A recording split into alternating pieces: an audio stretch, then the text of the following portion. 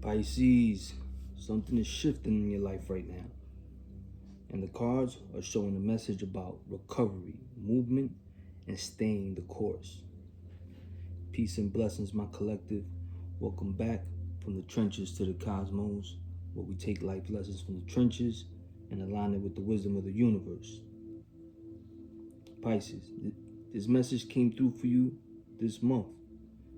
It speaks about coming out of a hard cycle, stepping into a new direction, and finding the strength to keep going even when you're tired.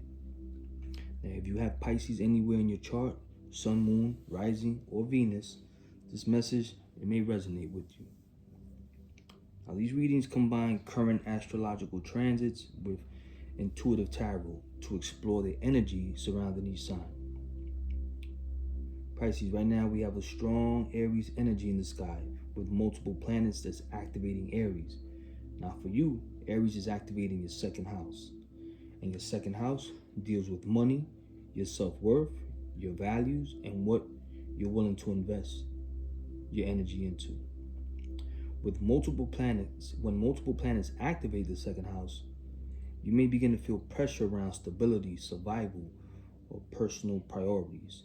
And whether the way that you've been living is truly aligned with what you deserve.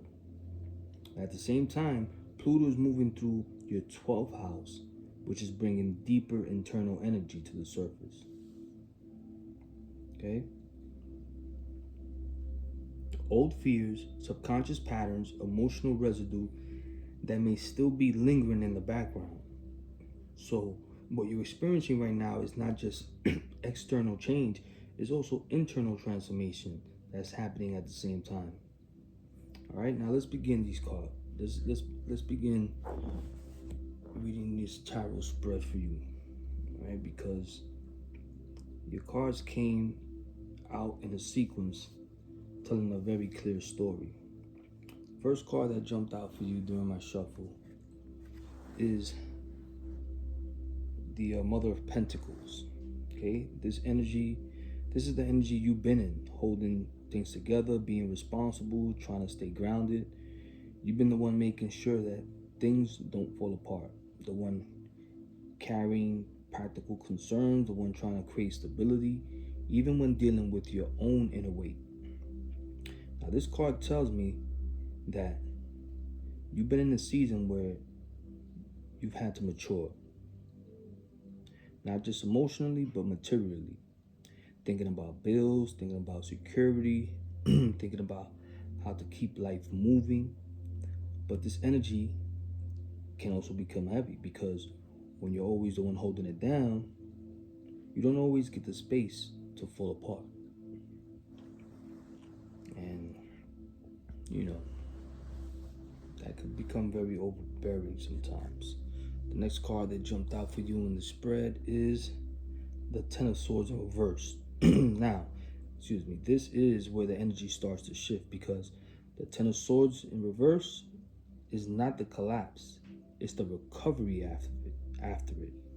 This is the part where you've already been through something painful, something draining, something mentally or emotionally exhausting, and now you're trying to rise from it. So Pisces, this tells me that for many of you, the worst part of something, it may already be behind you.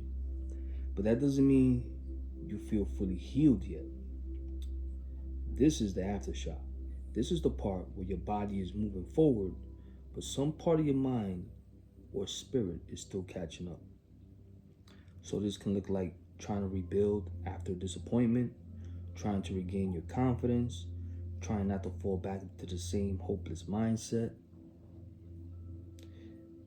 And with Pluto in the 12th house, this makes perfect sense because Pluto in the 12th house can bring up buried pain, old endings, old betrayals, old emotional memories that are not fully gone yet. So even though you're rising, you're still processing what tried to break you. And the next card that jumped out for you during the shuffle is the Fool. This is where the new energy enters. The Fool is a reset, right? It's a new path, a leap, a different direction. So after this period of heaviness, recovery, or emotional survival, Spirit is showing you an opening. Pisces, this is a moment where something in you says, I cannot stay in this old energy forever. I have to move. I have to trust something new. Now, the Fool is about having everything figured out. It's about willingness. It's about being open enough to step into a new chapter without needing every answer first. And with Aries activating your second house, this can absolutely show up as a new financial approach, a new value system, a new decision around what you're willing to tolerate. Because second house transits don't just change your money, they change your standards.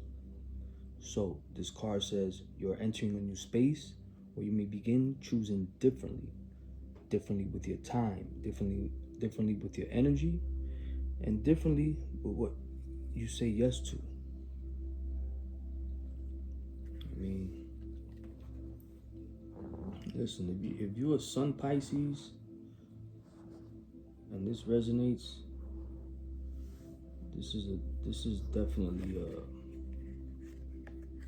deep because I'm Pisces rising, and this message is definitely resonating with me. So I'm saying if you have rising somewhere else in your natal chart, check out that sign, because I think that rising signs resonate a lot also during readings.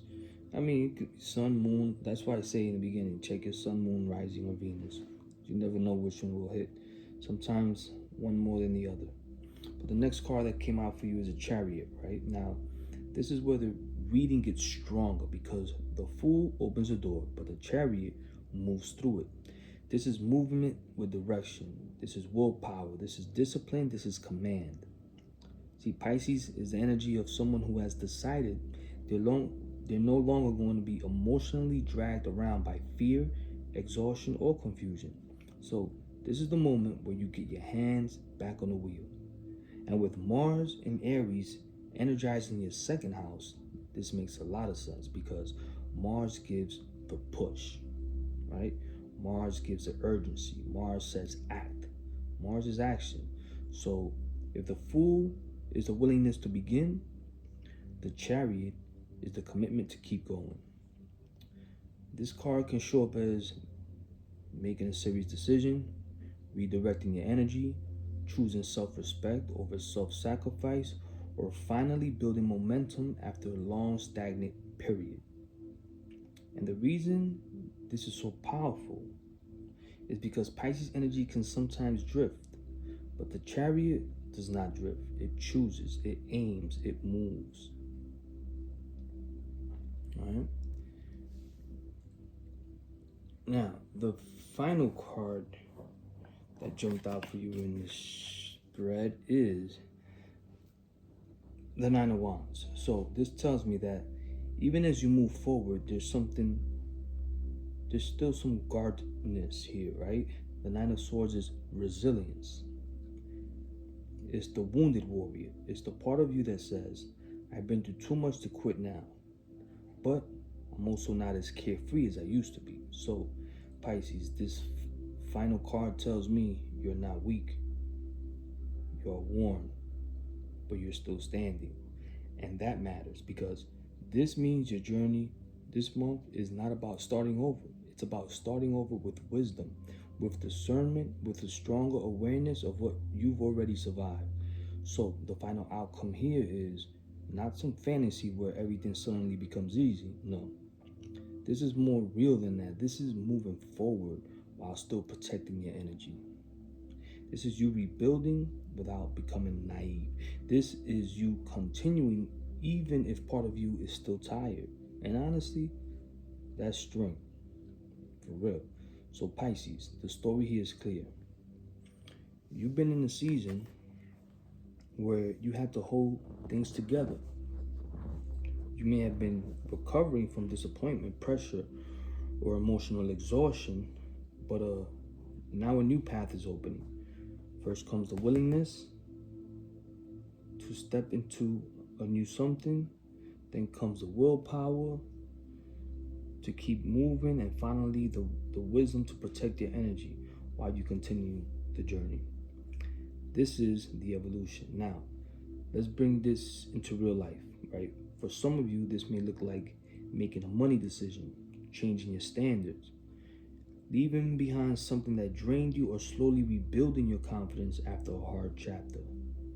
For others, this can be an internal shift or mindset, a decision to stop identifying with the pain that you came out of, and the realization that yes, you've been hurt, but you're also here.